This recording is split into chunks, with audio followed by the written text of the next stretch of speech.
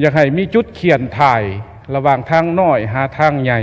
คันพวกเฮาสิเอามาตรฐานเดียวกันทางน้อยทางใหญ่เนี่ยแกหะไปเลยเนี่ยโอ้บ่แล้วดอกมาตรฐานเพ่แล้วก็สิแป้งแล้วก็สิเพ่อยู่หั่นมันบ่จบข้าพเจ้าสัญญเดชปุญญวงศ์สมาชิกสภาแห่งชาติเขตเลือกตั้งที่13แขวงสวรรณเขตหันหนอติดพันกับคะแนนยทคนี้ก็ในระยะผ่านมาบางแขวงเพิ่นก็ควบคุมได้ดีเรื่องน้ำหนักอย่างต่างๆโดยเฉพาะอยู่แขวงสวรรณเขตของข้าพเจ้านี้และนอกจากหันเพิ่นก็ได้พันขยายบรรดากฎหมายในคงเขตการจราจรทางบกเนี่ยมาเป็นดำรัส188ต่อมาก็ได้ปรับปรุงเป็น568ซึ่งว่าในดำรัสดังกล่าวมันก็มีการกำหนดโดยละเอียดแล้วเบียกงานต่างๆนะแต่ว่าขอจะตั้งปฏิบัติตัวจริงนะถือว่าเป็นเพียงแต่ดำรัสซื่อๆยังบ่ได้รับการปฏิบัติยังบ่ได้รับการจะตั้งปฏิบัติสู่ชีวิตตัวจริงฉะนั้นจึงว่าอยากเสนอให้ทางรัฐบาลเหตุการณ์เสื่อมซึมบ่568เนี่ยนะแล้วให้มีการแบ่งความรับผิดชอบกันระหว่างศูนย์กลางท้องถิ่นคันศูนย์กลางเนี่ยเพิ่นสิเฮ็ดหยังเพราะเพิ่นก็เป็นตัวหลักในการคุ้มครองทางหลวงแห่งชาตินะแต่ทางแขวงสิเฮ็ดหยังสิมอบให้เมืองเฮ็ดหยังสิมอบให้ตาแสงเฮ็ดหยังโดยเฉพาะก็แม่นการถมห้องนี่ทางมันเพมันบ่ได้แม่นเกิดจากการควบคุมน้ำหนักบ่ได้เพียงด้านเดียวการถมห้องนี่ก็สำคัญมันเฮ็ดให้น้ำบาดาลมันซึมเข้าไปอยู่ในโครงสร้างของทางเฮ็ดให้ทางบวมแล้วมันก็เป้แล้วบัดนี้นะจังซั่นจึงว่า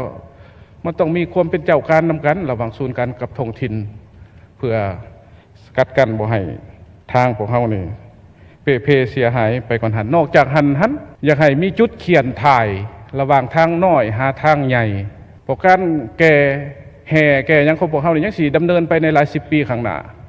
คันพวกเฮาสิเอามาตรฐานเดียวกันทางน้อยทางใหญ่เนี่ยแกหะไปเลยเนี่ย